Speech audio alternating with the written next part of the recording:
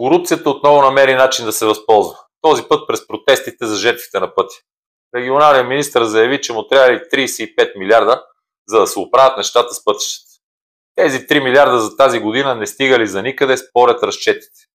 Интересно кой ги пише тези разчети. Сигурно онези служители в АПИ, които искали да напускат, защото така били стресирани от това, че ще ги обвинат или уволнат, че получавали паник атаки.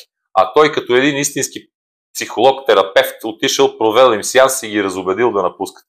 Защото нямало кой да работи. Никой не иска да работи в Била, Лидъл или Кауфланд, защото там отиваш по неволя от немотия. Но за длъжностите в АПИ, които разпределят обществените поръчки или се занимават с европейските фондове, с които строим, или пък тези, които в последствие отиват да проверят какво е направено, мисля, че ще има по 1000 кандидата за едно място. Интересно ми откъде смятат да вземат тези 35 милиарда.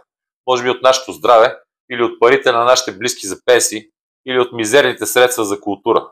Най-добре да вземат да си потърсят онези 2-3 милиарда, които преди няколко години потънаха в несъществуващи лотове за магистрали, или пък тези 5-6 милиарда годишно, които за 10 години потънаха в корупция през инфраструктурни проекти. Защото ако корупцията не си плати сега, прекрасният слоган на протестите, че корупцията ни убива, най-вероятно ще се превърне в асфалта ни уби.